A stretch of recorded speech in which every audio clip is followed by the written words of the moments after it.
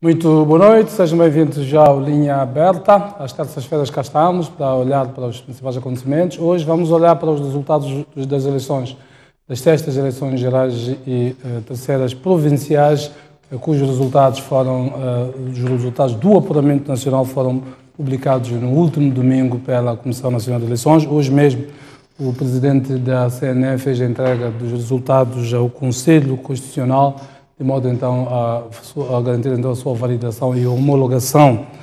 Para já, os partidos da oposição em bloco já anunciaram então que rejeitam os resultados destas eleições. Os órgãos eleitorais mostraram também que estão profundamente divididos na forma como validaram os resultados dessas eleições. A ata de validação então, destas eleições foi votada, portanto, passou com 9 votos contra 8, portanto, dos vogais da Comissão Nacional de Eleições, tendo sido então necessário o desempate por parte do presidente deste órgão para garantir então que eram, digamos, aprovados os resultados, a ata, digamos, de validação dos resultados destas eleições. Muito bem, vamos hoje, como eu disse, o presidente da Comissão Nacional de Eleições, vamos analisar estes resultados com os meus convidados estão aqui. O Dr. Paulo Cunica, que é o porta-voz da Comissão Nacional de Eleições, boa noite. Tenho comigo também Simão Nhambi, Guilherme Bilana, Ernesto Macuaco. Enfim, são pessoas que novamente estão aqui conosco para olhar muitos destes fenómenos políticos que passam por aqui. Como eu disse, hoje o presidente da Comissão Nacional de Eleições fez a entrega dos resultados no Conselho Constitucional e, dentre outras coisas, há uma declaração inquietante que faz. Vamos tentar perceber o alcance do que disse Abdul Karim Issa. Vamos conferir então na peça que exibimos no nosso Jornal da Noite. 2 dias depois da divulgação dos resultados das eleições de 15 de outubro, a Comissão Nacional de Eleições fez esta terça-feira a entrega das atas e dos editais de centralização nacional dos resultados ao Conselho Constitucional. Nós acabamos neste momento de fazer a entrega deste processo todo, deste dossiê todo, para o efeito de validação e proclamação dos resultados, conforme reza a lei eleitoral. A CNE reconhece que o processo foi marcado por diversas irregularidades e remete ao Conselho Constitucional a avaliação sobre se as eleições foram livres, justas e transparentes. Nós temos preocupações como órgão de gestão eleitoral relativas a algumas irregularidades que aconteceram durante o processo e por isso é que quando nós fizemos a declaração e o anúncio dos resultados, ninguém nos ouviu a dizer que as eleições foram livres, justas e transparentes, e deixamos este critério, portanto, para o julgamento da liberdade, da justeza e da transparência do processo para o Conselho Constitucional. Muito bem, alguns dos trechos então desta intervenção do Presidente da Comissão Nacional de Eleições. Vou começar aqui pelo Dr. Cunica. Parece que o Presidente da Comissão Nacional de Eleições tem dúvidas se essas eleições foram livres, justas e transparentes ou foi um lapso de língua.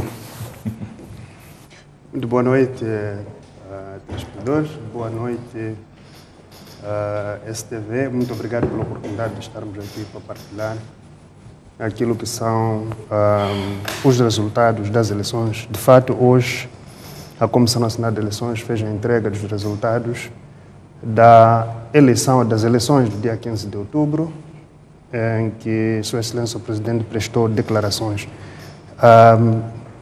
Simplesmente lapso língua, posto que as eleições foram rodeadas pela liberdade, a liberdade das pessoas poderem votar, escolher aqueles que serão os seus dirigentes no próximo quinquênio. O vencedor será justo porque vai-se julgar as eleições com base nos votos que foram, portanto, depositados nas urnas. São esses que irão, portanto, determinar quem é o vencedor dessas eleições, daí haver toda a justiça. A transparência consubstanciada naquilo que foram os procedimentos, todos puderam ver como é que o processo decorreu. Onde houve irregularidade, estas vieram de cima exatamente por causa da transparência deste processo. E nós teríamos dito aqui, não muito distante do dia de hoje, que o nosso sistema era extremamente seguro. E como tal, todos aqueles que tentaram prevaricar foram encontrados, os processos estão em tribunais, alguns estão a contas com a Justiça. Portanto, algumas pessoas estão detidas neste momento por conta da segurança do nosso processo. Portanto, não passou de um lapso. Muito bem. Mal de nós se o Presidente da Comissão Nacional de Eleições tivesse dúvidas da justeza, transparência do processo eleitoral. Vamos acreditar, se ele não disse no dia da declaração, foi mesmo por algum equívoco. Vamos acreditar. Muito bem. O Dr. Punica dizia aqui que o processo é transparente. O próprio Presidente da Comissão Nacional de Eleições já assumiu que houve irregularidades. Algumas das irregularidades traduziram-se em boletins de voto que apareceram antes da abertura das mesas com várias pessoas. Como é que é possível que as pessoas furassem o esquema de segurança? Eu recordo-me que dias antes eu estive aqui com membros do STAI, explicavam que a empresa que fornece estes materiais é uma empresa segura, e, portanto, todo o sistema não permite fugas, era seguro.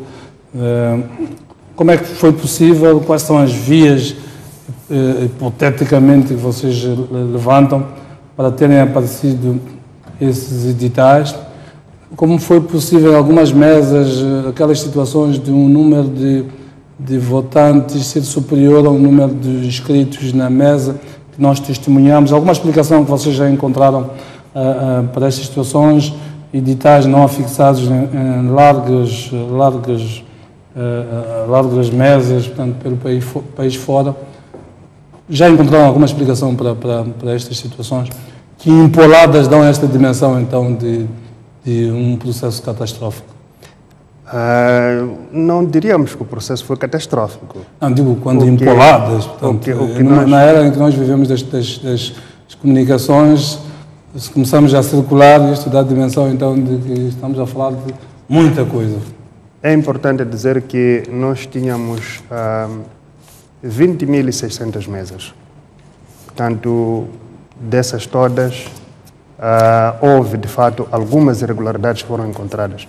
Em relação aos votos que aparecem fora do sistema, neste momento é difícil aferir de onde é que esses votos apareceram, esses boletins de voto apareceram, visto que grande parte dessas situações estão nas mãos da Justiça, portanto, vai-se investigar, ainda para se perceber se trata de votos originais, aquelas produzidas pelos órgãos eleitorais, portanto, juntamente com as empresas fornecedoras. Devo frisar que este processo de produção é feito na presença de todas as sensibilidades que se encontram na Comissão Nacional de Eleições. Mas é preciso ver um fato muito curioso, é que no dia 12 de outubro apareceram 4 partidos políticos declarando que haviam descoberto 2 urnas contendo boletins pré-datados. Essas urnas não apareceram, ou seja, que nós saibamos, não foram entregues às entidades competentes, neste caso seria a polícia. Portanto, isto pode ser uma base para se poder investigar, de fato, o que terá acontecido com aquelas 2 urnas, se eram somente aquelas 2 urnas, não havia mais que possam ter aparecido depois em todo o sistema. Portanto, esta seria, portanto, uma base para se poder investigar o que é que de fato terá acontecido com as urnas que se diz que já circulavam antes do processo eleitoral, porque estas urnas nunca foram entregues às instituições de justiça. Portanto, é um ponto de partida.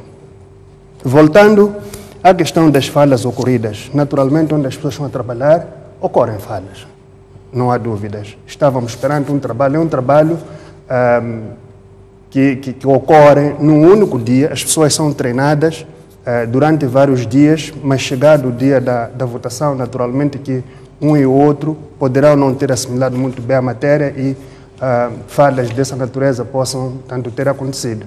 Mas também é preciso notar que no fecho do processo eleitoral nós tivemos muitas situações de tentativa de evasão das mesas, em alguns casos até foi logrado, portanto, destruir-se o material eleitoral, parecendo que havia uma ação concertada para que não houvesse resultado, portanto, destas eleições, razão pela qual foi chamada de imediato a ação policial para tentar dissuadir aqueles que estavam a tentar invadir, portanto, as mesas de votação. Em no distrito de Lago, isto aconteceu, perdemos material de 6 mesas, foram queimadas, invadiu-se as mesas, queimou-se o material. Houve locais onde até foram confiscadas armas que estavam preparadas, portanto, para sequestrar as urnas contendo o material eleitoral. Portanto, aqui é preciso dizer que, em alguns casos, não houve condições de fato para se fixar os editais. Muito bem, já voltaremos, porque há muitos assuntos que eu gostava de colocar aqui. O porta-voz da Comissão Nacional de Eleições. Deixe-me introduzir então os meus convidados, outros, boa noite, mas com o qual. Este clima de suspeição que está a rodear estas eleições, o facto dos órgãos eleitorais estarem profundamente divididos, não me lembro, pelo menos, então, já de uma eleição onde a votação tenha sido tão apertada, 9-8, para validar eleições a nível da Comissão Nacional de Eleições. O que é que, na sua opinião, como é que olha para este processo todo? Boa noite a todos. A questão exatamente é querer saber... Todo este ambiente de suspeição que rodeia, dessas irregularidades de que se fala, até que ponto afetam a credibilidade do processo e dos próprios resultados? É preciso ter em conta que a historicidade da gestão eleitoral em Moçambique ainda não conquistou um nível de credibilidade aos olhos do cidadão comum. Isto é, se formos a perceber, desde as eleições, portanto, de 94 para cá, as pessoas têm tendência, portanto, o imaginário coletivo das pessoas, seja pelo senso comum, assim como pela academia, é de se pensar que quanto mais próximo das primeiras eleições, o processo era mais credível do que quando nos distanciamos. Portanto, é este o apanagem, tanto da imaginação do cidadão. Por que que isto acontece? Ora, há um fato curioso, é que dos primeiros processos eleitorais para cá, a extrema politização da gestão eleitoral, portanto, era, portanto, quase que evidente. De lá, portanto, foi reduzindo. Hoje entrou a sociedade civil, portanto, lá dentro, etc. Portanto, o que é que se passa aqui é que o protagonismo desta mesma gestão eleitoral é um protagonismo, acima de tudo, político. Não é? Se formos a reparar, por exemplo, na questão que diz respeito aos próprios vogais, aos poderes que estão, portanto, envolvidos dentro da administração eleitoral, vamos reparar que o ponto de fundamento destas disparidades ou das dificuldades técnicas, inclusive, é dísparo. Não é? Portanto, não é um ponto de fundamento consensual, quer até sob o ponto de vista técnico, etc. E vale a pena dizer que a ideia de temos dificuldades de gerir processos eleitorais já não passa. Moçambique já não tem dificuldades de gerir estes processos, portanto, eleitorais. A Índia gera, portanto, o maior processo, portanto, eleitoral do mundo. Estamos a falar de cerca de 900 milhões de eleitores. E a intervenção da gestão eleitoral, portanto, nisto, portanto, não é credível. O problema é que a profissionalização da gestão eleitoral e a jurisdição da gestão eleitoral, portanto, está separada. Assim. Hoje, a CNE entregou os resultados, portanto, a um órgão, portanto, de julgamento. As pessoas já estão a cantar vitória, etc, etc. Tudo bem, é factível isto. Mas só canta-se vitória depois, do ponto de vista, inclusive, processual, depois deste órgão julgar e se pronunciar. Exato. Portanto, o que se fez agora é proclamação. Portanto, não se declarou vencedores, e etc, etc. Então, quando você distancia estes dois elementos, pela prática que o mundo vem observando, a jurisdição do processo eleitoral e a administração do processo eleitoral, quando se encontram, portanto, em sedes de poder técnico, administrativo, tanto diferentes, então você vai ter suscetibilidade, sim senhor, de a administração eleitoral ter maior pujança, quer de manipulação, etc, etc. Por exemplo, portanto, este é um fundamento, portanto, ao nível de gestão organizacional. Agora, até que ponto isto influenciou os resultados? É difícil entrarmos por aí, para já, porque uma das coisas que sempre esteve em dúvida desde o processo de recenseamento para cá é, afinal de contas, hoje, quem é que foi votar? Temos 55%, penso eu, vamos ver os dados da abstenção. Portanto, quem é que não foi votar? Por que é que não foi votar? Por que é que esteve, quer dizer, a própria abstenção você não consegue captar se é uma abstenção por força da organização, portanto, do processo, ou é uma abstenção deliberada, não é? Ou é uma abstenção, portanto, calculada em termos rápidos, do seu ponto de vista de votos, portanto, nulos, etc, etc. Portanto, aqui há ainda uma miscelânea que é preciso analisar muito bem. E chamo aqui a atenção aos próprios órgãos da administração eleitoral, que é preciso tomar em conta, afinal de contas, de que processos nós estamos a gerir quando estamos a falar da administração do processo eleitoral. Já vamos falar sobre isso. Deixe-me introduzir aqui o Sr. Ian. Queria ouvir. Este modelo foi adotado já há uns anos e foi incrementado substancialmente por estas eleições, que é da integração dos partidos políticos em toda a estrutura eleitoral. Foi um avanço ou não, na sua opinião, face àquilo que estamos a assistir nesta altura? Bom, indo direto à questão, acho que nós estamos num processo de retrocesso. Primeiro porque a decisão eleitoral não pode depender dos órgãos eleitorais.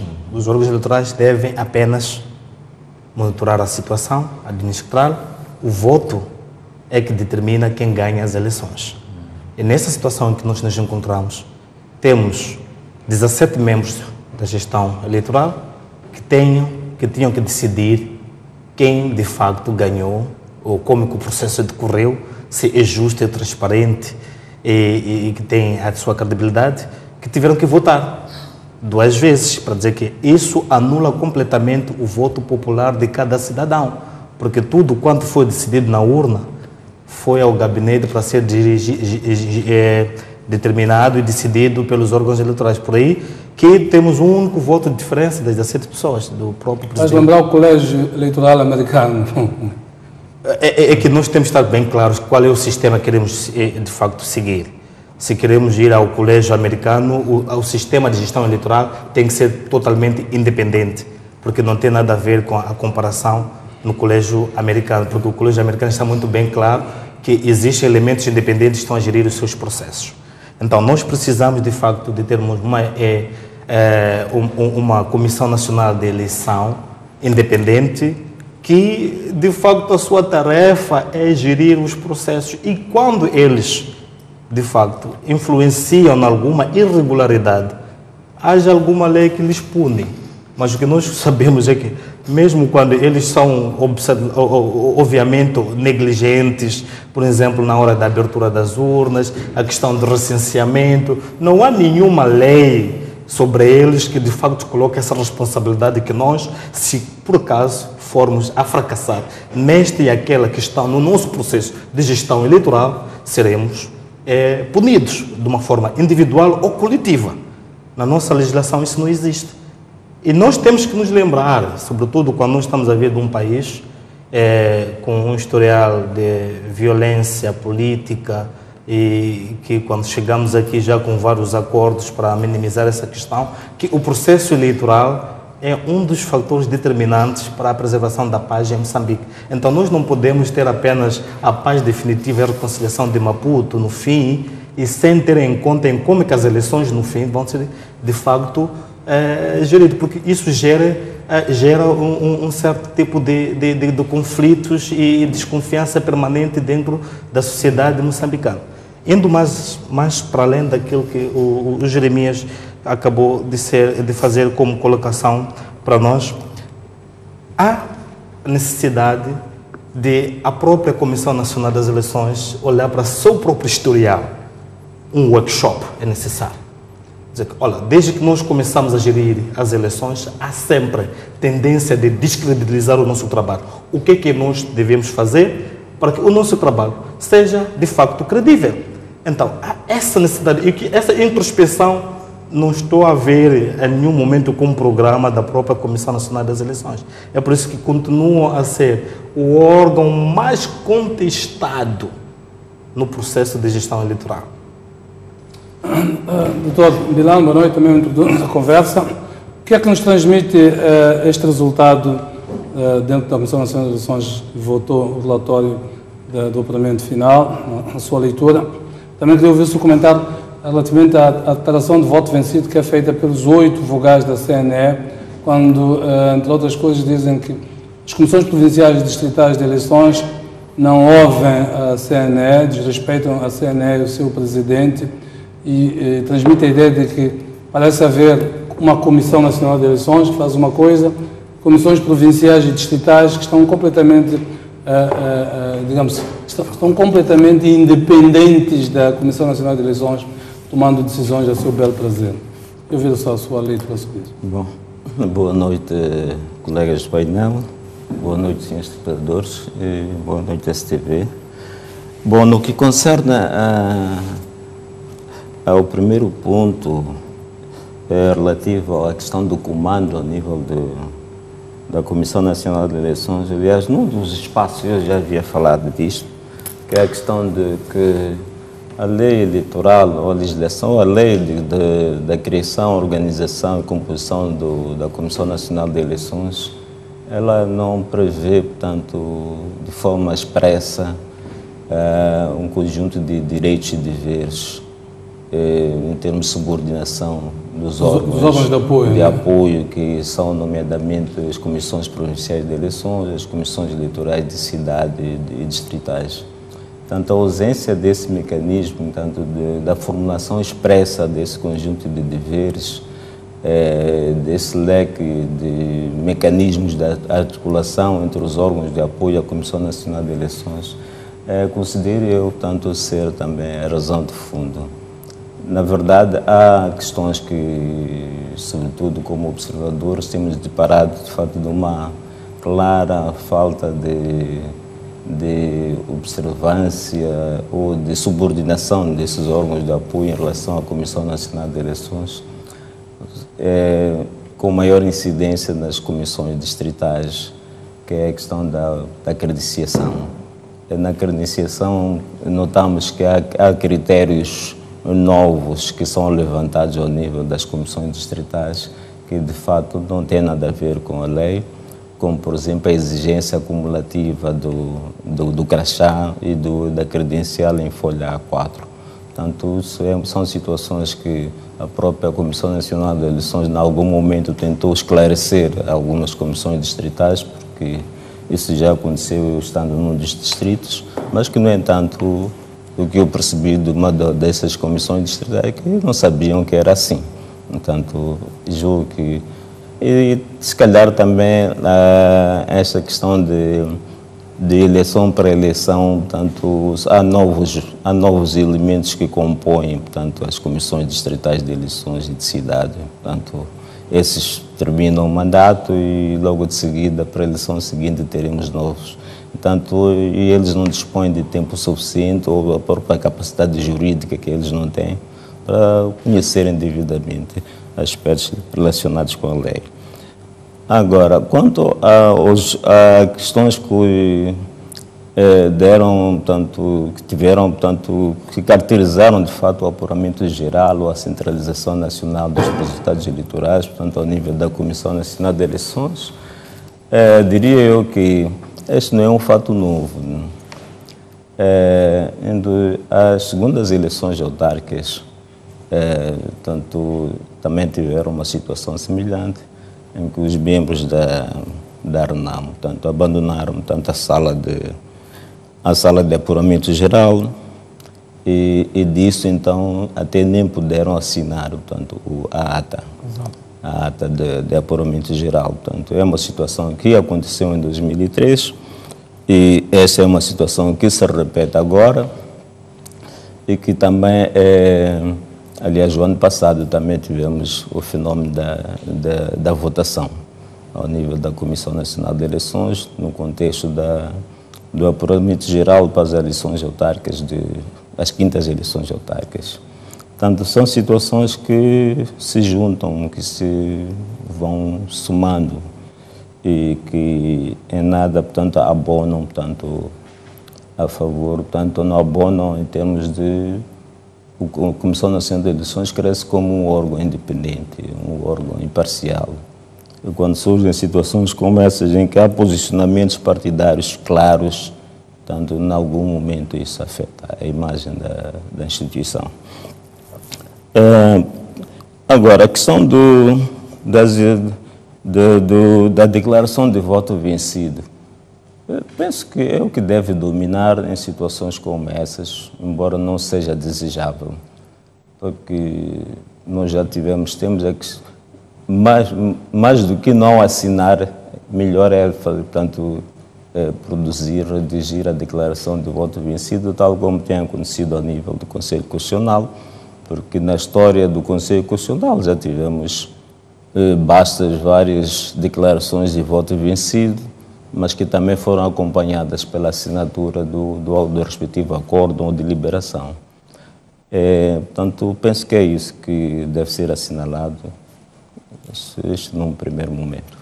Muito bem, volto aqui, doutor Pinica. Do ponto de vista de lei, portanto, surgem como funções da Comissão Nacional de Eleições e a função de supervisão, portanto, que é, sinceramente, orientar, superintender e fiscalizar os atos do processo eleitoral. Portanto, o que significa, na prática, como dizia um acordo do Conselho Constitucional, é um órgão de administração, de facto, das eleições.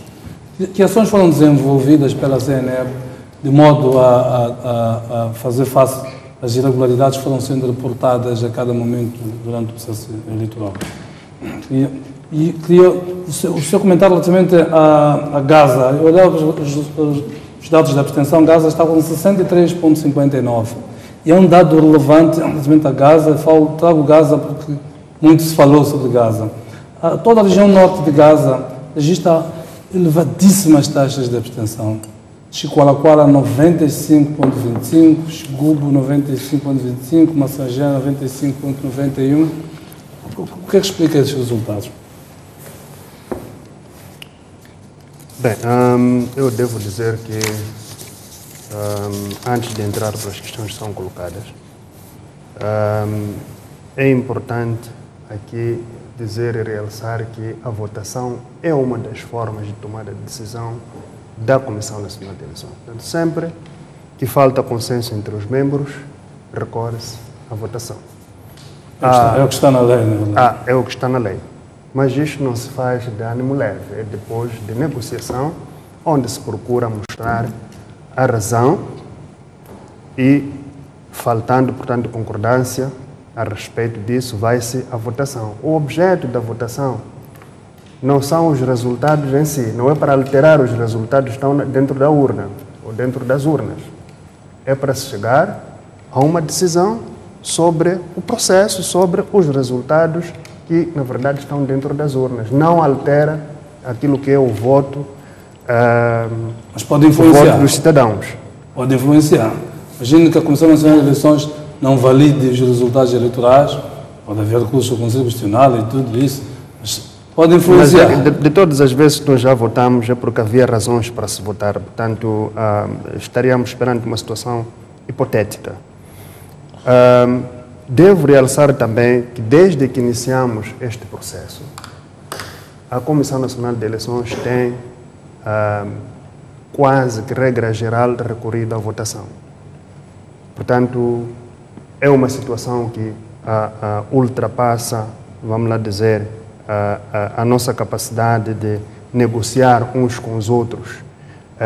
Há sessões que são interrompidas para consultas, sessões que terminam pela madrugada, enfim, trabalho bastante intenso. Algumas sessões são interrompidas para serem retomadas 1, 2 dias depois, exatamente porque é um trabalho que se faz para se procurar conciliar as partes. Mas no final, sempre vai-se à votação. Em relação a um aspecto aqui também que foi levantado, que tem a ver com a questão de uns estarem a celebrar, etc, etc.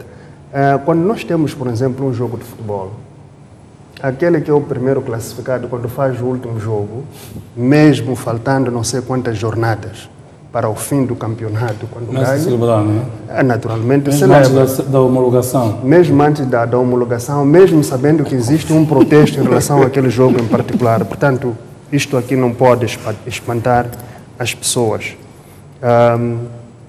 Indo para a questão da supervisão, os órgãos eleitorais a nível central, estamos a falar da Comissão Nacional de Eleições e do próprio STAI, fazem supervisão, sim, durante o dia da votação.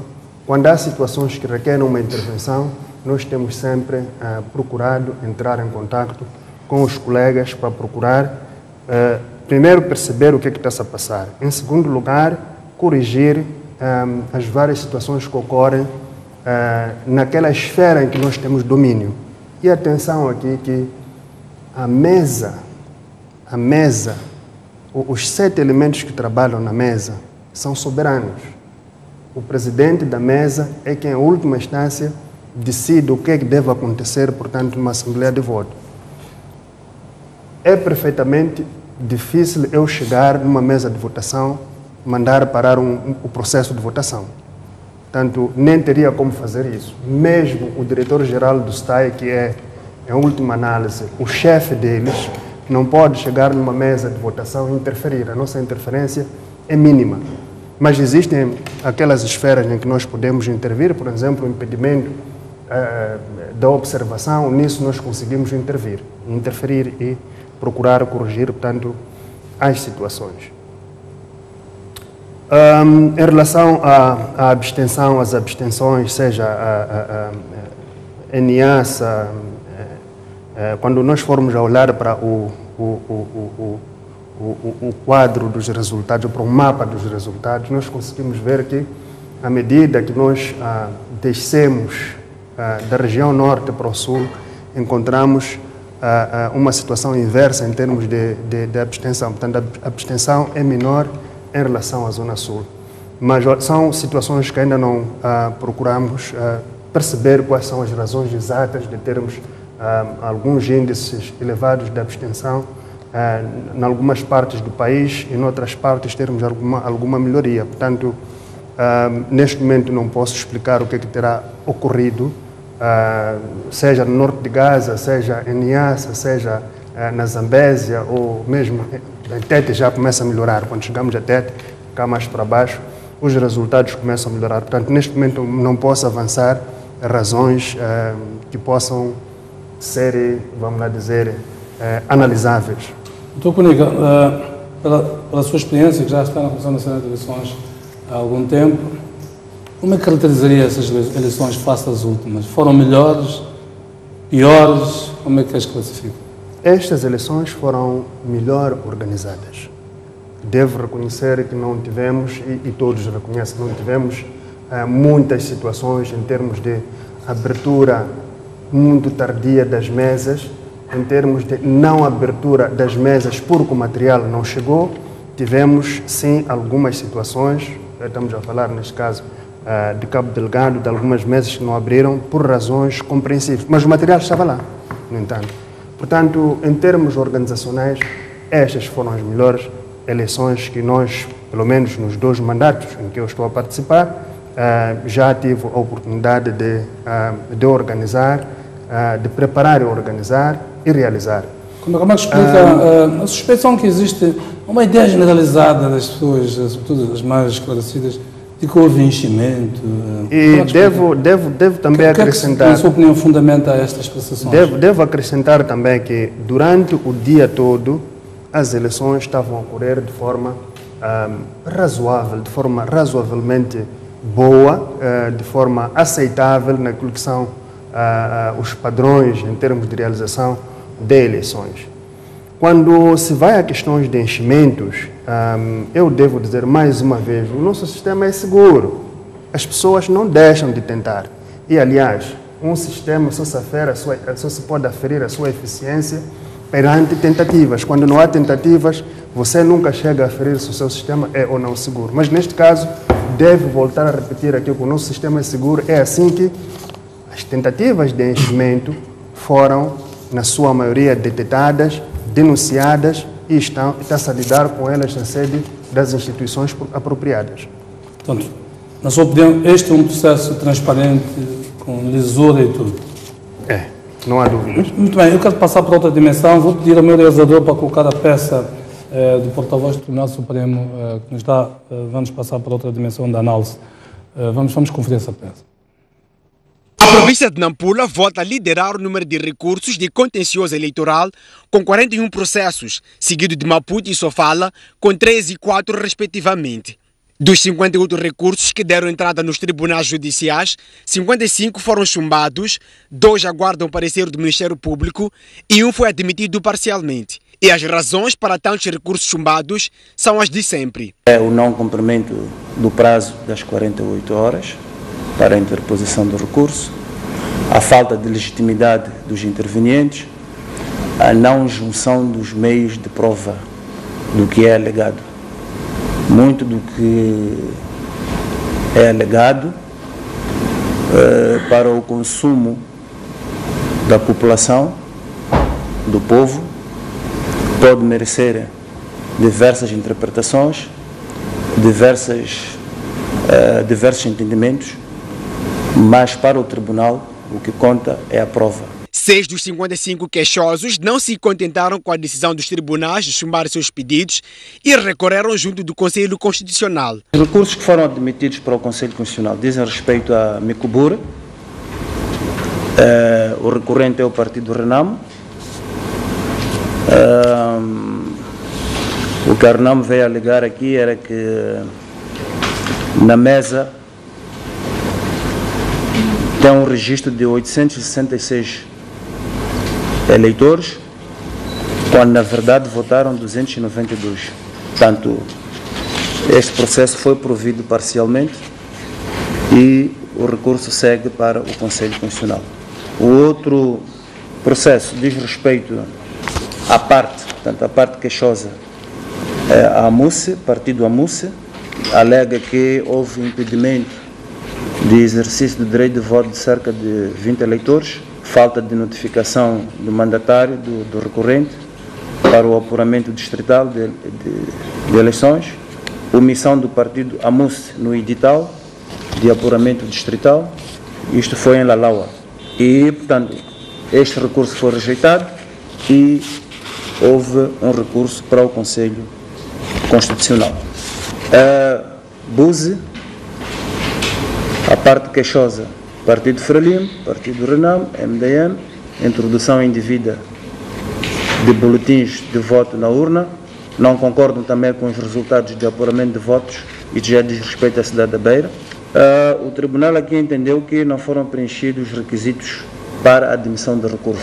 Fora os recursos de contencioso eleitoral, os tribunais registraram 450 ilícitos eleitorais, com destaque para enchimento de urnas de voto e a destruição de material eleitoral. A província com o maior número de ilícitos é a província de Nampula, com cerca de 145, que corresponde a 31%.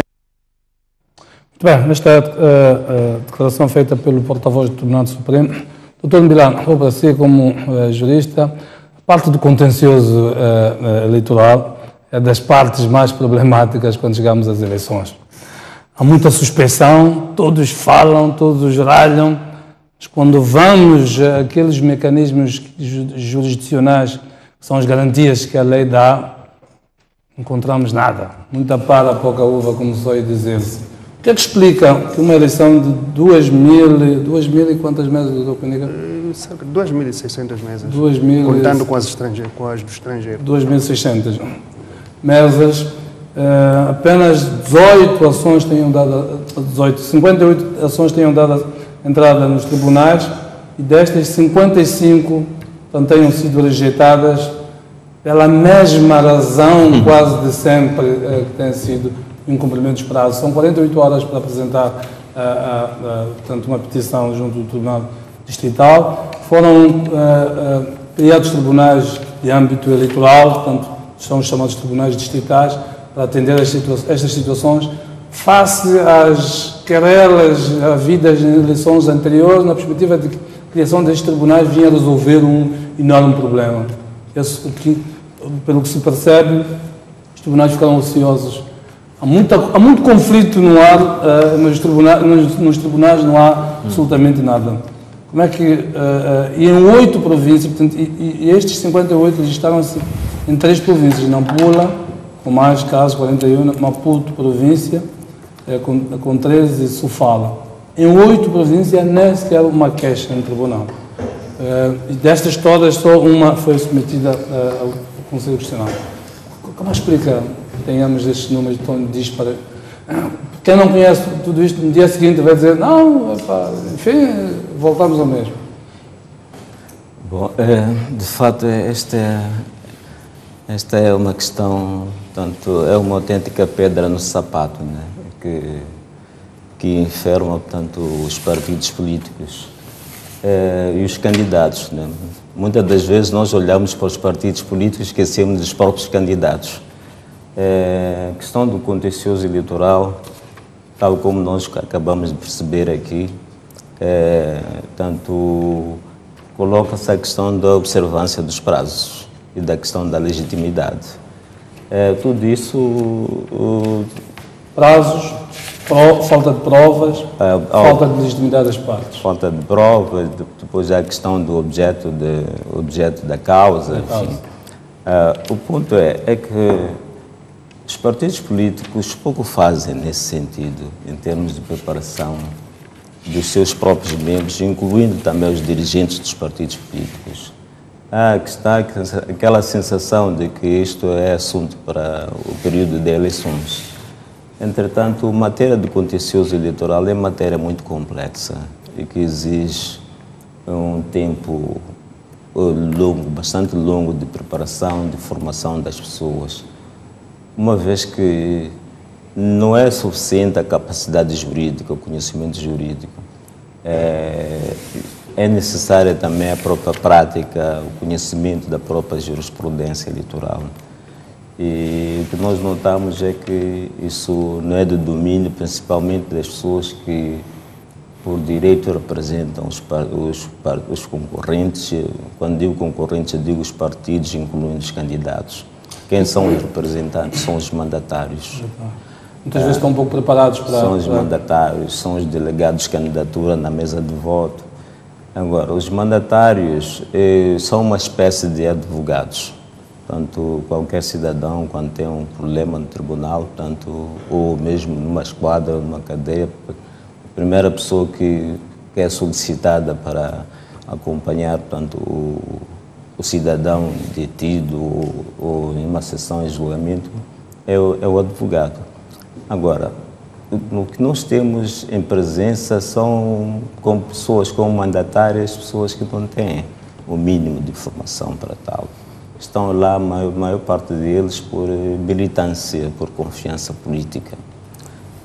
Isso faz com que, de fato... A questão mais intrigante, eu, quando nos meus debates tenho levantado insistentemente isto, é que os partidos políticos aprovaram estas alterações legislativas por consenso. Forçaram a introdução de muitas cláusulas... A retirada do princípio de impugnação prévia. Por exemplo, a retirada do princípio de impugnação prévia, no pressuposto de que era preciso introduzir mais garantias aos intervenientes. E o que se percebe é que quase ninguém tira proveito dessas garantias que a lei salvaguardou. Então, parece que há os partidos na Assembleia que aprovam as leis, depois há os partidos que vão concorrer às eleições, parece que não tem nada a ver uns com os outros. É que as próprias pessoas que estão na Assembleia da República, que aprovam essas normas, essas leis, desconhecem aquilo que aprovam. Eu já pude ver isso no terreno e que não só em termos de conhecimento, também se desconhecem em termos de conhecimento, muito menos em termos de exercício do próprio contencioso eleitoral. Por exemplo, a situação agora que nós assistimos no contexto das eleições dia 15 de outubro é que é verdade que não se conseguia, se calhar, o devido aumento de detenção, alguma animosidade na hora do apuramento parcial de votos, na mesa de votos, ou a hora tardia.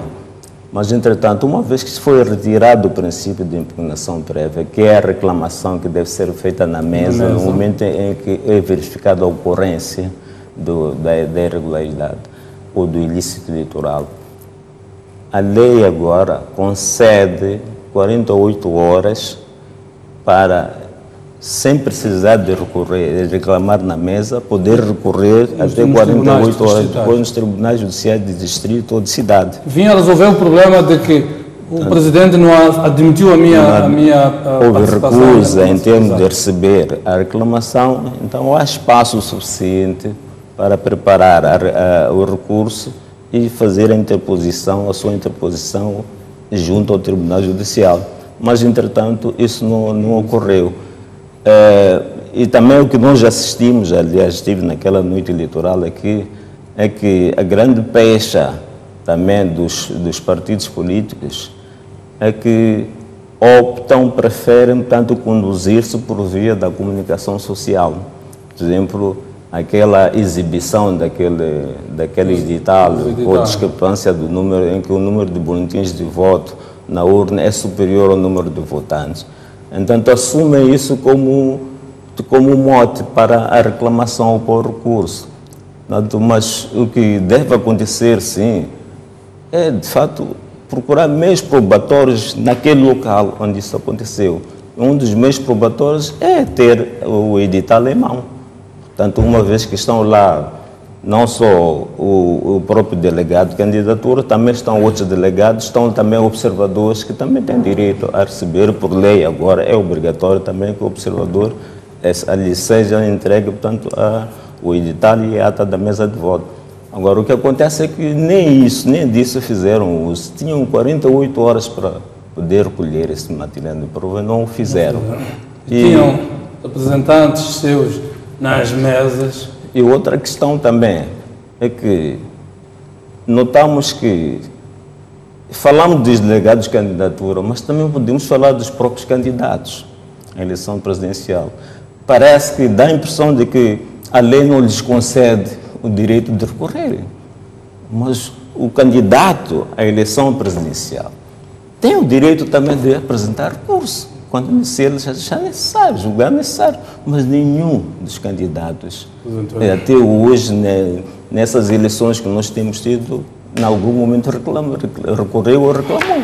Portanto, porque o exemplo devia partir dos próprios presidentes ou de... Eu acho que aqui é a parte essencial quando falamos do conflito, dos conflitos eleitorais. Bom, eu quero passar para uma dimensão, vou pedir aqui ao Simão Ian, dimensão política. Portanto, queremos analisar resultados, ainda não os analisamos, por causa de todas as questões à volta do processo. Bom, as eleições ditaram uma nova configuração política, a FNLIM passa de 144 membros para 184, isto ao nível da Assembleia da República, a RENAM perde 29 assentos, passa de 89 para 60, o MDM perde 11 assentos, passa de 17 para 6. Ao nível das Assembleias Provinciais, a FNLIM fica com 628 lugares, portanto, isto é a escala nacional, a RENAM 156, o MDM 10, sendo que o MDM apenas em Sofala 8 e 2 ao nível da província de Maputo. O que, sumarizando, o candidato da FNLIM ganha as eleições de uma forma confortável. A FNLIM atinge a maioria qualificada que lhe permite poder, inclusivamente, mudar a Constituição sem precisar dos outros partidos. Vence nas 10 províncias e elege governadores. E agora, uma das maiores expectativas da RENAM quando veio para estas eleições, onde negociou o pacote eleitoral e veio para essas eleições, que era precisamente ganhar algumas províncias e governar.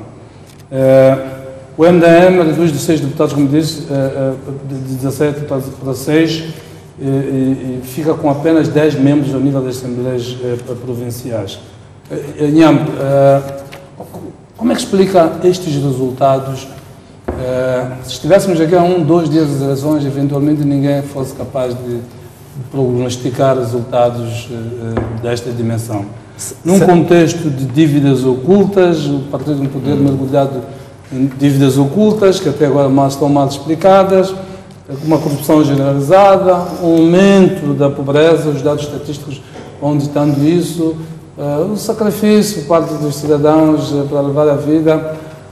O que explica este voto esmagador no partido no poder em detrimento dos partidos da oposição? Olha, Jeremias, eu queria dizer obrigado por ter usado primeiro a palavra maioria qualificada e agora diz esmagador. É a única, no contexto do Acordo Geral de Paz e Reconciliação, palavras como esmagadores asfixiantes na sociedade ética tinham que ser de facto proibidas, porque são elementos que ofendem, que podem causar outras consequências que nós não estamos preparados. E isso é muito bem usado em todas as redes sociais em que nós ocorremos e vimos que isso está sendo asfixiado ou esmagador.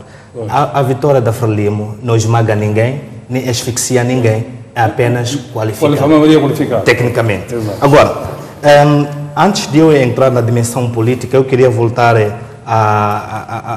não necessariamente a refutar o que o Dr. Tunica disse antes em relação na tendência de as eleições desta vez terem sido as melhores eleições de sempre.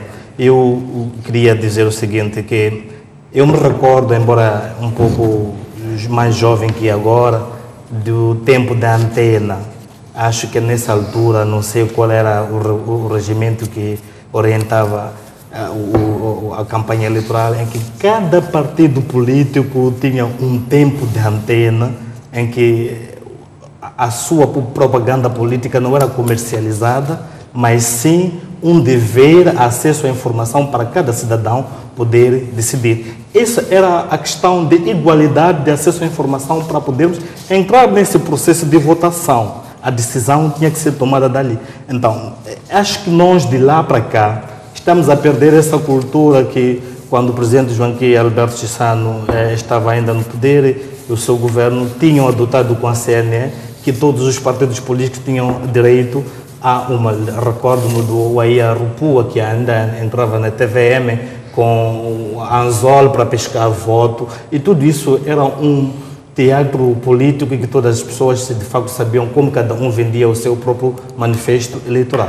O que nós vimos agora é que alguns partidos políticos tinham panfletos de 1 centímetro, enquanto outros tinham mega panfletos, que já determinavam como é que é o financiamento dos partidos políticos para a campanha eleitoral. Para falarmos da justiça eleitoral, não é? É feito. Então, já houve uma desigualdade de meios. Exatamente. Então, nós temos que começar a pensar no processo eleitoral, não necessariamente na colocação das mesas, de acesso às credenciais, mas de todo o processo de recenseamento, campanha eleitoral, desbloqueamento de acesso dos partidos políticos para qualquer zona, seja transitável para todos e não para alguns. E quem monitora isso, quem deve sancionar isso em alguns países, é essa comissão que de facto deve dizer, olha, partido político X talvez esteja a gerar ali ou acolá. Agora, voltando para aquilo que nos coloca como nessa última parte, talvez não seja a última, mas como uma questão prévia nesse caso, os resultados eleitorais, desta vez, como costumo dizer, foram românticos. Eu quero falar, por exemplo, da derrota da Renamo. Tenho um amigo que reside em Maputo, é candidato e, de facto, conseguiu qualificar-se para ser eleito para deputado na Assembleia na próxima legislação. Ele... Não percebi? Legislatura, sim, diga, da legislatura próxima que vem. Esse reside em Maputo, mas está no círculo eleitoral de Manica. Não sei se ele conhece as artérias da cidade de Manica ou da província toda para fazer a campanha e fazer valer a sua presença. Está na Assembleia Provincial, não? Não, nacional. Na Assembleia Nacional. Há um descontentamento que possa se criar pela presença de alguém que não reside nessa província está a concorrer para a Magna Casa. E que pode até não ser acompanhado pelos seus. Isto está para explicar o que aconteceu ao nível dos partidos da oposição, é isso? Nos partidos da oposição, mas isso é também o que aconteceu também em todos os partidos políticos. Em todos os partidos políticos. Mas para dizer que esse tipo de modelo facilmente fracassa aquele que sabe de facto que, olha, eu não posso ajudar a fazer a campanha do indivíduo que entra na Assembleia por causa do seu posicionamento na 4ª, 5ª posição, enquanto eu que vivo aqui estou na 12ª sem mínima chance, oportunidade de poder entrar. Então, mas acha que são esses fatores que explicam resultados tão diferenciados? Pode também, tecnicamente isso, eu não quero falar da suposta fraude de enchimento de urnas, só apenas para falar de questões técnicas para um partido político que de facto inspira a governar esse país.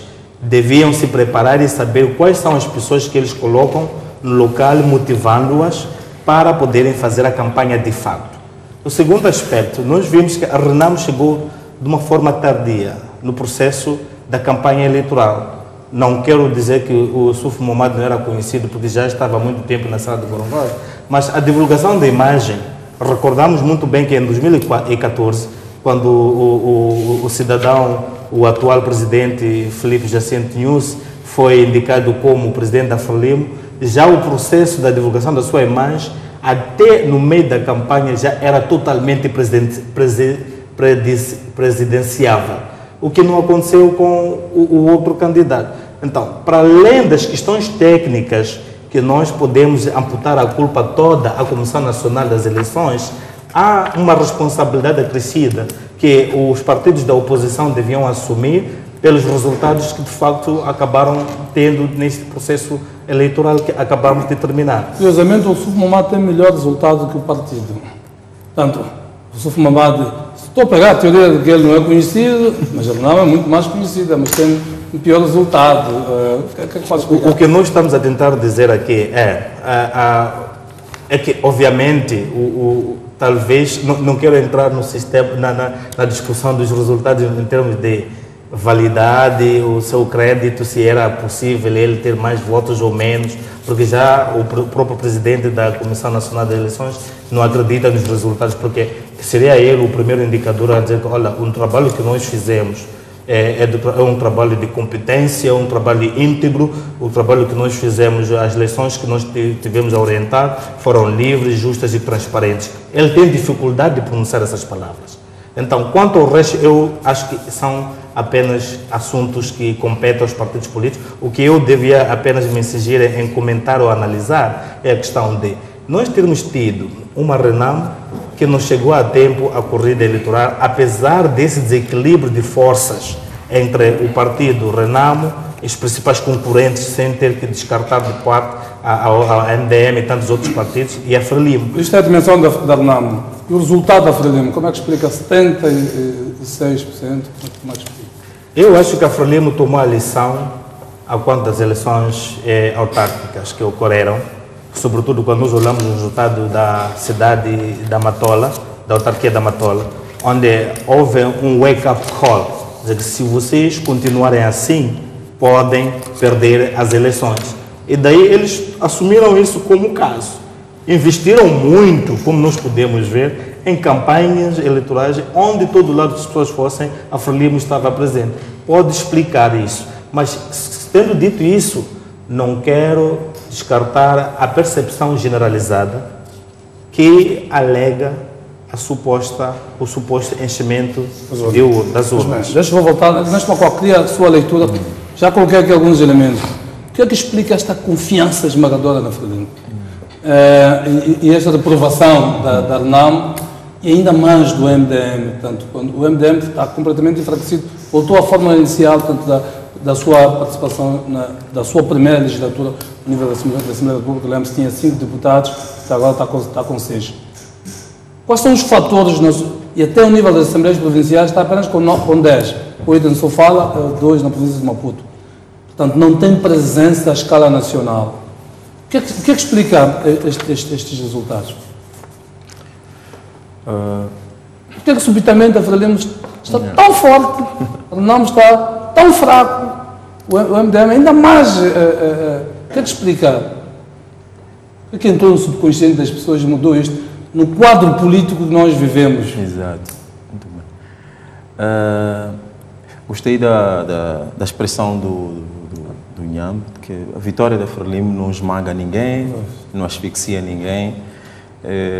Se o eleitorado escolheu a Frelimo, é a Frelimo que tem que ficar no poder. Okay? Agora, formação do voto, alinhamentos eleitorais dos resultados, tem, no mínimo na ciência política, 4 eixos para nós compreendermos.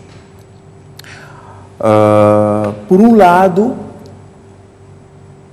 um dos candidatos que, por força de contexto histórico ou conjuntural, okay, está na gestão, portanto, da superestrutura do Estado, não é? E às vezes... O que lhe poderia também gerar um desgaste. Também sim, mas não deixa de ser um eixo de análise. Esse é o primeiro eixo de análise.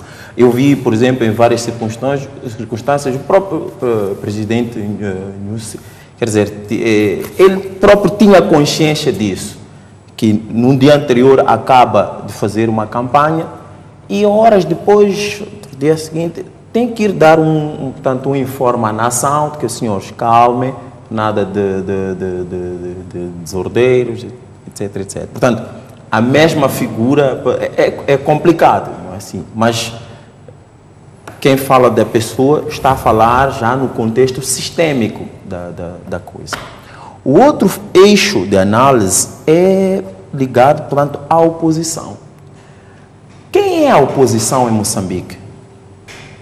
Num contexto em que a própria oposição não consegue ter denominadores comuns de linguagem, vejam a postura da oposição quando foi, por exemplo, da questão da indicação de nomes para o Conselho Constitucional, etc. Portanto, toda esta clivagem em relação, portanto, ao posicionamento de uns elementos, portanto, que tornaram-se notório, a sua notabilidade tornou-se num partido, depois passam para outro, quer dizer, nós vimos como é que isto foi para circular. Se for mais notório no RNAM, no MDM. No RNAM e MDM, portanto, vis-a-vis.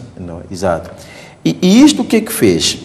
Aliado ao que circulava nas redes, portanto, sociais, deu um relaxamento à oposição, no sentido de que, ok, todo o mundo está contra Frelimo, estas coisas de dívidas ocultas, etc, etc, tudo isto, portanto, um relaxamento tal que até sequer se pensou que a forma como trazer um candidato, portanto, trouxer um candidato para a presidencial, era quase que, não, era de menos.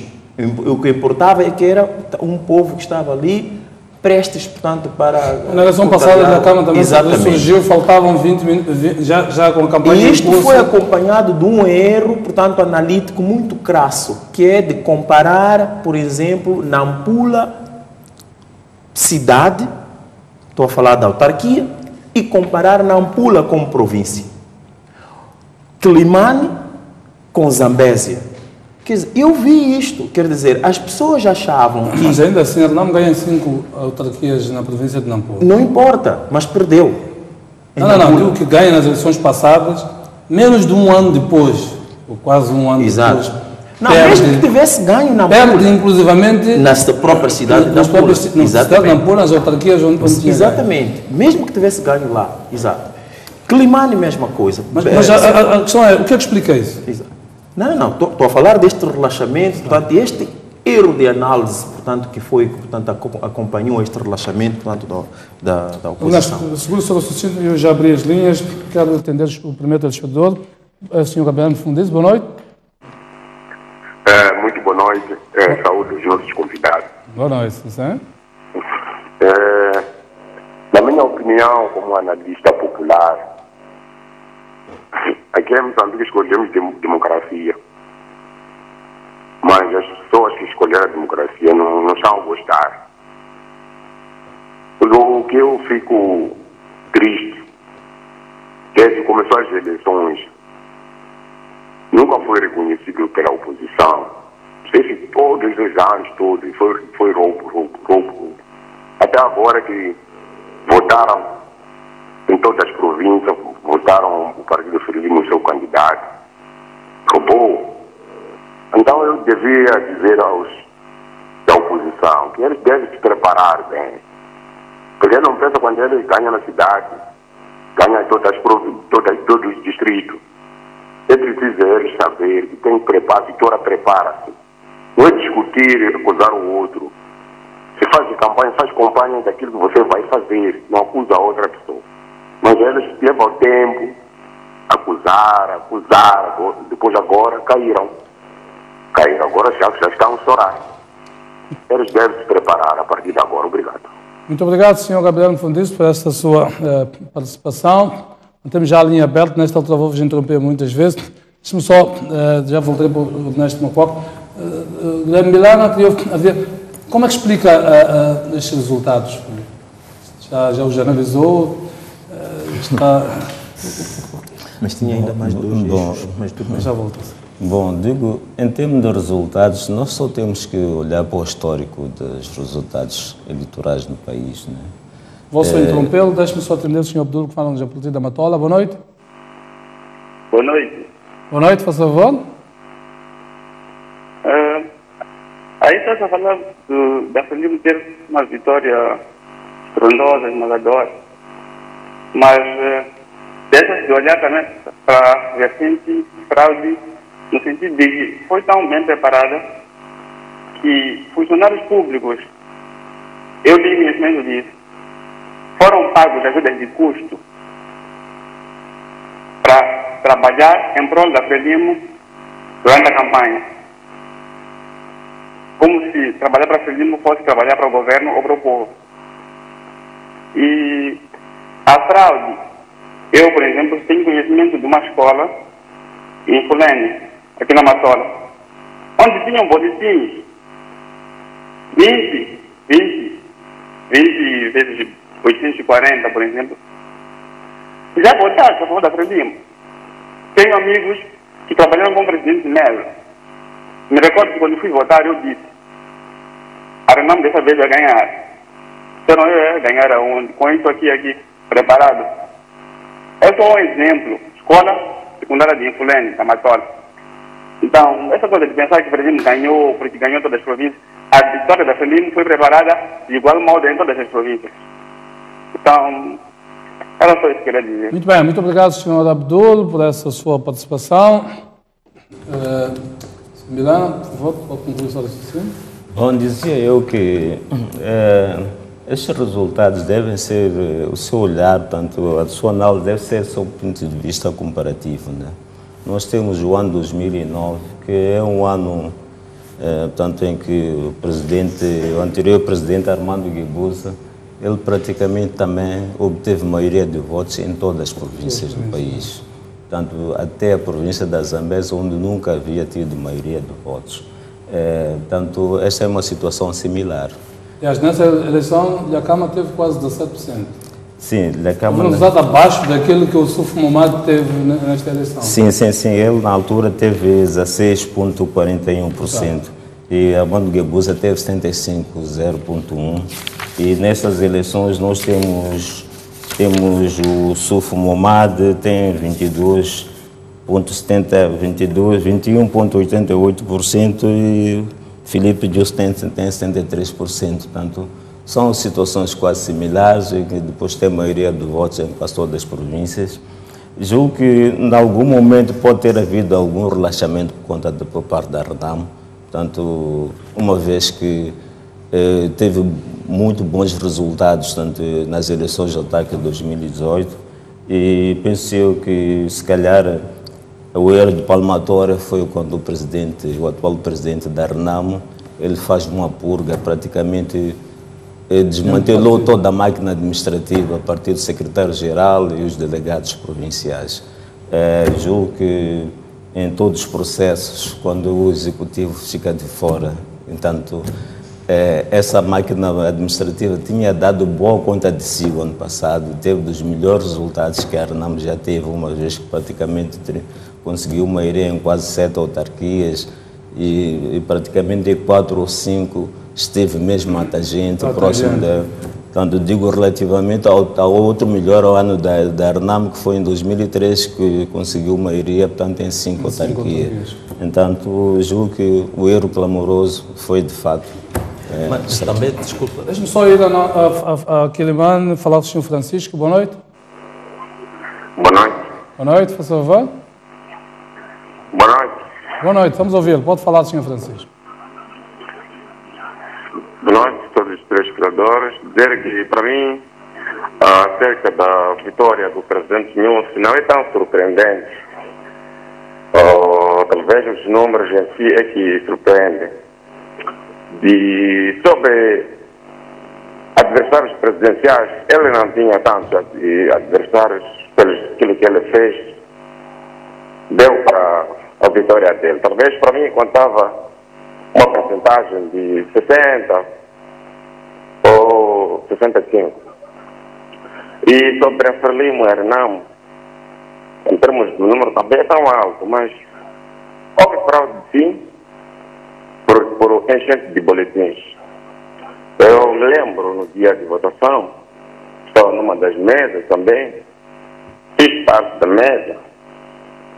O presidente da mesa deu alguns boletins a mais, dava aos eleitores. Eu lá na mesa não podia dizer nada, porque houve um código que se usava. Basta um eleitor chegar, enquanto pegou o nariz ou a cabeça, o presidente já entendia daquele slogan, dava boletins a mais. O eleitor que entrasse lá, sem dar nenhum sinal, era dado um boletim.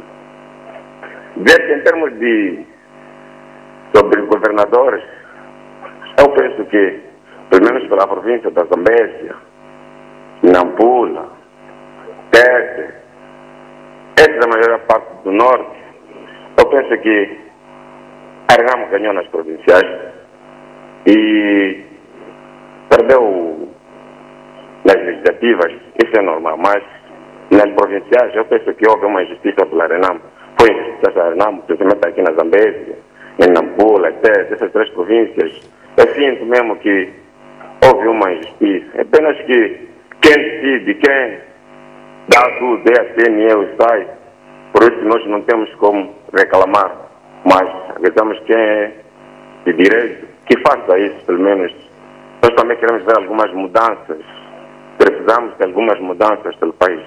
Mas, enquanto for esse resultado, nós estamos mais 5 anos numa boca também. Muito obrigado. Muito obrigado, Sr. Francisco. Converso comigo, a todos têm a percepção de que houve enchimento, o resultado devia ser outro. Mas lembramos o jogo de futebol, não é? É injusto que a minha equipa perca, porque a bola bateu na trave, passou por cima, passou por lado. O Ian queria dizer alguma coisa? Sim, eu queria dizer o seguinte, olha, secundando o que o meu colega aqui estava a dizer, é que, na verdade, a Renamo tem um processo histórico que não lhes favorece nos processos democráticos. Nós só para vermos que a Frelimo, depois da introdução do multipartidarismo, já foi liderado por pelo menos 3 presidentes. E nós, na Renamo, temos apenas um único presidente que só pela morte, aliás, esse é o histórico da Renamo, que só se entra no novo presidente com as mortes. Morreu André Matsangaís, sucedido pelo Ndakama, morreu o Ndakama, entrou o Suf Momad. Enquanto que na Frelimo, depois da introdução, que podemos ser o Eduardo Mondlane, depois veio Samora Machel, que também morreu, mas depois tivemos também o João Kishissano está vivo, o Armando Emílio Guebus está vivo. Eu digo que nas próximas eleições já não teremos o Filipe Nussi. Então tem que se criar uma tradição democrática dentro dos partidos que garanta a coesão, porque quando já chega uma transformação da liderança, é daí que nós temos o Mariano Nhongos a revelia, que não se une a um único candidato para um processo extremamente importante para o partido político. Isso fragiliza o processo da Renamo. Muito bem, deixe-me ir a Lixinga atender o nosso último telespectador. Já estamos apertados porque a eleição tem. Boa noite. Sim, boa noite, Sr. Jorge. Sem, faz favor. obrigado. De facto, eu tenho aqui umas opiniões. O povo já não é aquele que a gente já conheceu. O povo sabe muito bem. A Frelimo entrou nessas eleições preparado a saber do que ia confrontar. E eu falo, na verdade, daquilo que aconteceu. Existiram observadores fantasmas que votavam em todas as mesas. Eu, na qualidade como pintor, tinha um líquido que eles lavavam os dedos. Até trocavam os crachás. E se nós formos a ver, nem a própria Comissão Nacional de Eleições sabe muito bem disso, existiram eleitores com 5 ou mais de 5 cartões de eleitores, distribuídos pelos seus familiares, sobrinhos dos seus 17 e 18 anos, aqueles que completaram depois do registramento. Isso é muito sabido. Até mesmo se os partidos políticos forem a pegar os cadernos a trocar com outros distritos, e isso vão apanhar, são coisas evidentes. Então, a Frelimo entrou nessas eleições preparado a contar que o que ia apanhar era demais. Então, não existe nenhuma vitória da Frelimo, mas foi uma vitória preparada. Em outros casos, alguns presidentes de mesa até proibiam entregar os editais. O que significa isso quando um presidente? E uma outra questão, ao senhor Paulo Cunhica, eu faço a pergunta. Por que na formação dos presidentes da mesa só pode ser diretor das escolas, professores, quando existem jovens com 12ª, até alguns licenciados, não são permitidos porque não têm o seu cartão vermelho para que faça parte desse trabalho. E depois também uma outra questão. Dizem, que os partidos políticos não estão preparados porque não sei o quê, essa coisa de 48 horas. É a manobra preparada para não dar os partidos políticos se manifestarem. Então, em outros casos, os partidos políticos não se mexem a contar com tempo. Estão numa escorreria, nem tem tempo para sentar e escrever. Então, por essa razão, eles alegam-se e passar fora do prazo. Então, já não há que recorrer. Por isso, Sr. Jorge, muito obrigado pela sua participação. Penso que as ideias fundamentais ficaram aqui e penso que o Dr. Paulo Cunhica notou algumas das questões que são mesmo para ele. Eu tinha cortado aqui, antes de voltar aqui. Sim, exato. Então, já vimos, portanto, este eixo ligado ao partido, portanto, que concorre estando, portanto, no poder, né, dos órgãos do Estado.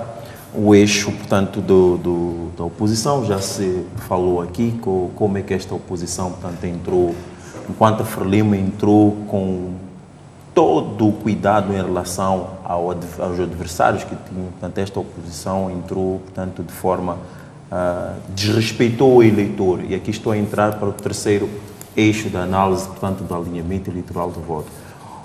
Que eleitor nós temos? Sobretudo o eleitor, portanto, urbano, é um eleitor que está... Posso só cortá-lo, vou atender o nosso... Este vai ser o último telespectador, o Sr. Mabote, falamos a partir de Inhambane, faz favor. Exato, boa noite. Boa noite, por favor. Sim, pode falar. Muito obrigado. Quero comentar um assunto muito candente que aconteceu daqui em Inhambane. Por exemplo, eu sou diretor numa escola, do que na verdade aconteceu, todos os professores das escolas foram recrutados. Todos nós fomos recrutados com promessas vindas da Frelimo para trabalharmos em prol dessas eleições. Digo isso porque não é só... O que é trabalhar em prol da Frelimo? Pode explicar mais? Pode ser mais explícito? Digo isso porque eu diretor de uma escola assim, fui aliciado. E junto o nosso colega também professor... Bom, estamos com problemas técnicos, já vão dizer que estamos a cortar o telespectador deliberadamente. Peço a minha equipa para melhorar, para termos as declarações deste senhor que está em linha, antes que caiamos na suspeição. Bom, estamos a ouvir mal. Senhor Mabote.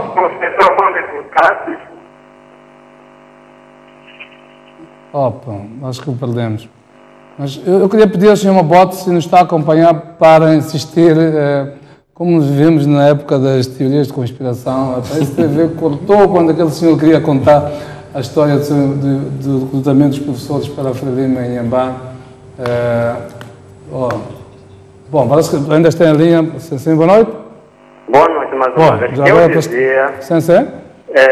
Sou professor de uma escola, também tenho um cargo também na mesma escola. Exato. Exato, até que não posso dizer qual é o nome da escola, de questões também de segurança. Exato, não precisa. Pode explicar para que é que foram recrutados? Digo, todos os professores, digo, não só na minha província. Quase foi em todas as províncias. Mas pode falar da sua escola? Fomos recrutados de prol de trabalharmos somente para essas eleições, para beneficiarmos de uma vitória de um partido. E o que é que fizeram para beneficiar? Que todo mundo já sabe. Não sabemos. Pode explicar, por favor? Enchimento. Vocês fizeram enchimento das urnas, é isso? Sem dúvida, todo mundo sabe. Ok. Que eu apelo, Karenam, e o povo moçambicano debata nisso. E como é que era feito o enchimento? Era para aqueles eleitores que não foram votar, é isso? Que era mesmo diretamente. Tu entravas, davas sinal do presidente de mesa, te entregava Entregava sem ser? Que eu lembro que tem um colega também que foi entregue 30 votos só para preencher. E a 30 votos para preencher. Ok. Digo 30 votos para preencher. E tem conhecimento disso? Como são novos, dificilmente pode-se notar que são muitos. Dificilmente pode-se notar que são muitos. Muito bem, muito obrigado, Sr. Mabote. Não sei se tem mais alguma coisa. Eu apelo do Conselho Nacional de Eleições que peguem a cabeça, não perca a nossa credibilidade como instituição. Não perca a nossa credibilidade como instituição. Seja uma instituição credível, de pessoas sérias, porque ele também sabe muito bem desse assunto. Sabe muito bem, porque nós também recebíamos também visita dessas mesmas instituições, recebemos visita, que anunciaram também dos nossos colegas e tudo mais. Mas peço ao povo moçambicano, reflita muito bem em relação a essas eleições. Muito bem, muito obrigado, Sr. Mabote, pela sua intervenção a partir de Inhambane. O Sr. Punica vai certamente comentar isso. Penso só, já estamos com pressão de tempo para concluir o seu raciocínio. Então, o eleitor, sobretudo o eleitor urbano, é um eleitor, portanto, de comfort zone, chamado o analista político nigeriano René Otaye, que chama de comfort zone voters. Portanto, que analisam o campo político e vão percebendo que quem vem daí e o que é que pode transformar da minha zona de conforto. Portanto, as pessoas estão preparadas para não alterar a sua zona de conforto, portanto, em detrimento de algum desconhecimento, portanto, que possa daí causar, porventura, com outros partidos. Agora, o outro campo que não pode ser deixado de lado é o campo que já vimos aqui falando, que é o campo, portanto, da administração e da observação eleitoral. Portanto, estes são, aqui dizer que o sistema eleitoral não depende da CNE. Não é verdade que a CNE pode fazer resultados. Eu não concordo muito com isto. Mas tem intervenção, portanto, na questão, sobretudo, da credibilidade, porque torna-se um árbitro sem apito. Okay? E quando assim ou com muitos apitos. Ou com Mas eu ainda prefiro Uma vez falar que os jogadores estão lá dentro. Exatamente. E o próprio René Otaek fala, portanto, de 0,1% a 7%, okay, de distância eleitoral entre os concorrentes. Aqui a fraude pode funcionar. Mas quando ultrapassas esta percentagem, não há fraude que faz vitória. Quer dizer, são teorias, não é? Mas para dizer que este tipo de eleitor que nós temos hoje em dia analisa o sistema em que vive e vê quais as probabilidades. Por que é que eu vou perder meu tempo num contexto onde está mais do que claro quem é o vencedor, minha zona de conforto não quero alterar e por aí em diante. Muito bem. Doutor Cunha, há várias questões que foram colocadas aqui. Observadores fantasmas, credenciação, a recusa de credenciação de observadores de várias ONGs, credenciação de observadores de organizações, vamos lá, fiéis ao partido no poder. Portanto, são as várias questões que foram levantadas. Esta coisa levantada se chama um bote de Inhamban. Aquele outro que levantou disse porque é que só se escolhe diretores de escolas e professores presidentes de mesa. Queria que comentasse tudo isto. E a coisa de Gaza, que era, eu referia-me, era um nível de participação que era elevadíssimo nos distritos do norte do país. Eventualmente eu tenho induzido ele na colocação na casa dos 90 e tal %. Sim, a abstenção é inferior. É inferior, eu é que o induzi a ele, na verdade. Muito obrigado. Se calhar, também não para refutar o Dr. Nyambe, mas dizer que quando eu falei das melhores eleições, para mim são aquelas que eu organizei, tive a oportunidade de organizar e realizar, tanto 2007 e 2019. Esse é o período que eu estabeleci. Não foram de sempre, não disse isso. A outra coisa que é importante esclarecer é que tempo de antena nunca deixou de existir. Provavelmente o Dr. Nyambe assiste naqueles momentos em que os donos do espaço, do tempo de antena, não conseguem preencher. O que tem acontecido é que há partidos e candidatos que não conseguem usar o seu tempo de antena e, portanto, nessa altura, fica-se pela música e diz-se que a responsabilidade é do concorrente fulano, cicrano, beltrano. Portanto, nunca deixou de existir o tempo de antena. A acrescentar a isto, devo dizer que existe fundo que é distribuído igualmente pelos partidos concorrentes, pelos candidatos concorrentes. Digo igualmente porque atende ao número, em relação aos partidos políticos, atende ao número de assentos para os quais estes concorrem. Portanto, acho que este dinheiro que até deviam usar... Equitativo, exatamente, esse é o termo mais apropriado. Este dinheiro que deviam usar para contratar advogados, para ajudarem, portanto, no contencioso eleitoral. Em relação aos diretores,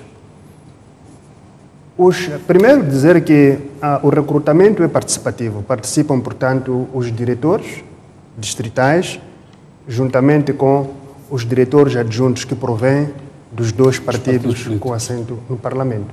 Portanto, é um processo participativo, depois acorda sobre quem é que deve ou não entrar. O presidente da mesa é indicado consoante a nota que obtiver. Ora, se está lá o professor com os seus estudantes, é óbvio que este professor vai tirar melhor nota que o estudante.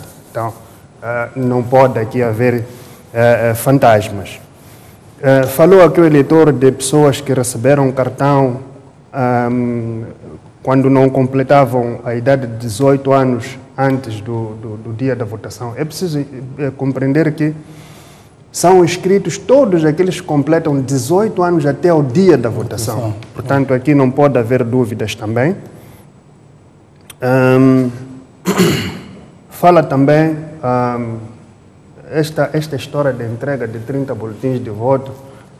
Desculpa, não estive lá, mas parece uma fantasia, porque nós estamos numa situação em que temos MMVs de outros partidos políticos, estamos perante delegados de candidatura, estamos perante observadores, portanto, jornalistas inclusive. Portanto, acho que entregar 30 boletins de voto não me parece crível, não me parece que isso possa ter acontecido. Portanto, vou deixar isso para quem quiser esforçar-se um bocadinho em pensar.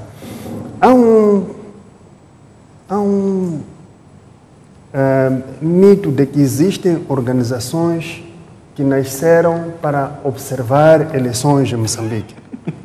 Portanto, há aqui uma tentativa de se excluir os outros atores, como se os outros não fossem cidadãos deste país. Portanto, a lei é muito clara com relação à observação eleitoral, estabelece que qualquer organização pode, querendo constituir um grupo de observadores, desde que estejam credenciados. Devo explicar aqui que, no processo de credenciação de observadores, este ano, nós fomos surpreendidos, estávamos preparados para atender, se calhar pouco mais de 10 mil observadores, para credenciar pouco mais de 10 mil observadores. Mas o que aconteceu, tivemos uma avalanche. Tanto das organizações tradicionais, trouxeram cada uma perto daquilo que foi 2018, que foi o ano em que as eleições foram mais observadas.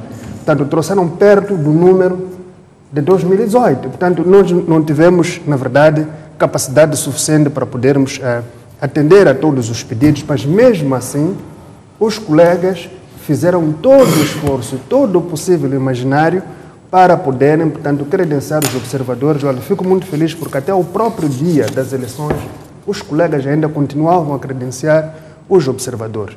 Tanto é que a lei também dispõe que estes podem ser credenciados até o dia da proclamação do resultado das eleições pelo Conselho Constitucional. Portanto, fizeram este esforço e aqueles que não foram credenciados não foi porque houvesse uma má-fé em se fazer a credenciação. Pode ter acontecido num caso ou outro, mas, na verdade, nós fizemos de tudo para que os observadores tivessem a credenciação. Muito bem, já estamos com a pressão do tempo. Não sei se mais alguma questão. Muito rapidamente vou pedir aí 30 segundos. Como é que se gera a expectativa da RENAMO no processo de descentralização, portanto, que tinha com a descentralização, face a estes resultados, versus o DDR mal parado, que se permitiu, sobretudo, que se fosse a eleições antes de se concluir o processo de desmobilização? Muito bom, acho que é muito complexo ter que falar da expectativa da RENAMO enquanto não tivermos a certeza daquilo que, de facto, foi a reação dos votantes. Mas para ir diretamente... já temos resultados? Nós temos os resultados, temos mas deles. A primeira coisa que nós temos que considerar, na verdade, nos meus últimos 30 segundos, se me permitir, é que nós temos que deixarmos de falar da RENAMO, deixar de falar da FRELIMO, deixarmos de falar dos concorrentes e falarmos da Comissão Nacional das Eleições. Porque não é possível que em todo o ciclo eleitoral nós tenhamos que sair com os resultados que as pessoas não acreditam e temos que continuar com o mesmo árbitro. Talvez a culpa não seja dos partidos felizes dos partidos políticos que ganham de como ganham ou dos que perdem de como perdem, mas de como é que nós gerimos as eleições. Por isso eu não posso conseguir analisar qual é a expectativa deles. Certamente, o que nós apelamos à RENAMO é que use os recursos existentes, legais, para poder recorrer à decisão da sua própria insatisfação dentro do processo eleitoral. Contudo, há a questão que nós já acabamos de mencionar, a questão de ter havido, de facto, uma desigualdade em termos de colocação. O que o Dr. Kunika acabou de dizer, que não há nenhum partido político que numa antena pública aberta, honestamente, não possa fazer o uso desse espaço para publicitar a sua propaganda política ou manifesto eleitoral. Então, há muita coisa que nós temos que preparar e saber, olha, se existe espaço público aberto para todos os partidos políticos, o que impede que os outros não estejam lá? Então, é um assunto que nós, de facto, no futuro teremos que debater. Dr. Milano, queria ouvir a sua análise muito rapidamente, porque é o que se segue depois da questão eleitoral. O pós-eleitoral vai ser gerido com essas crises. A recusa da RENAMO, enfim, o Conselho Constitucional vai validar estas eleições. Bom, ainda temos a questão do Conselho Constitucional. Qual é a questão? O cidadão comum pergunta-se, né? Depois da divulgação feita no domingo passado, dia 27, o que é que vai acontecer? O Conselho Constitucional, que papel terá? Portanto, já houveram festejos por todo lado, né? O papel do Conselho Constitucional, primeiro, é de apreciar o contencioso eleitoral. A apreciação do contencioso eleitoral para o Conselho Constitucional depende também da observância do princípio dispositivo. É que as partes que são os concorrentes terão que interpor recursos. Aliás, já devem ter interposto. Então, o Conselho Constitucional está portanto, condicionado, portanto, à interposição de recursos para julgar e, portanto, apreciar de qualquer jeito. O segundo papel do Conselho Constitucional é a validação e proclamação dos resultados eleitorais. E que esse papel segue-se, portanto, vem depois da apreciação dos recursos, da apreciação do contencioso eleitoral. E hoje, com feita a deposição da ata do apuramento geral do Conselho Constitucional, decorre mais ou menos 5 dias para apreciação, caso haja recursos, e logo a seguir, então, depois é que será feita a validação e proclamação dos resultados eleitorais. Também se falou tanto dos erros de soma nos editais, enfim, muitos editais. Em primeiro lugar, coube à Comissão Nacional de Eleições corrigir, portanto, esses erros de soma. Se não o fez, então caberá ao Conselho Constitucional também fazê-lo. E quanto à validação e proclamação dos resultados eleitorais, o Conselho Constitucional poderá fazê-lo em torno da prevalência do interesse público. Portanto, caso note que da quantidade de irregularidades poderá, tanto em prol da legalidade e regularidade do processo eleitoral, tanto anular ou validar as eleições. Portanto, esse é que é o papel, em suma, que vai caber ao Conselho Constitucional e que, portanto, os processos eleitorais no país, tal como em países democráticos, não estão isentos de erros. Se nós olharmos mesmo para o nosso histórico, nós já tivemos situações similares como esta. Por exemplo, em 2009, nós tivemos muitas mesas na província de Tete com erros de soma ou erros propositados, mas, no entanto, situações em que nós temos códigos de mesas em que apareceram mesas com boletins de voto superiores ao número de votantes, em 2009. Tivemos em 2013 a questão da Beira, o desaparecimento de chaves, e que depois deu lugar também ao desaparecimento de editais. Então são situações que vão acontecendo de eleição para eleição. Mas, eu tinha feito uma pergunta mais de dimensão política. O que é que se segue? Olha, eu vou responder a sua questão num ponto base. Eu ainda insisto que no capítulo da gestão do processo eleitoral, a jurisdição e a administração eleitoral devem se profissionalizar num único body, portanto, ao exemplo do TSE do Brasil, exatamente.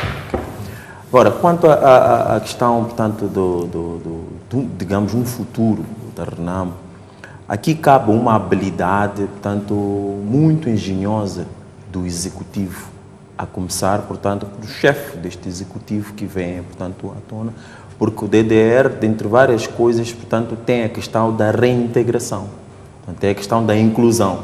Agora, como é que, não contando com o espectro eleitoral, em que todos vão, portanto, ganhar lugares, não contando com o espectro eleitoral, como é que você faz depois, portanto, exercícios de inclusão, portanto, ao nível dos várias dimensões, portanto, de governação do dia a dia? Há muita gente que exatamente perdeu a possibilidade de ir para as Assembleias Presidenciais, para a Assembleia da República. Este exercício é que vai testar, portanto, o sucesso do DDR. Muito bem, quero agradecer a vossa presença aqui. Há muitas coisas ainda para analisar estas eleições.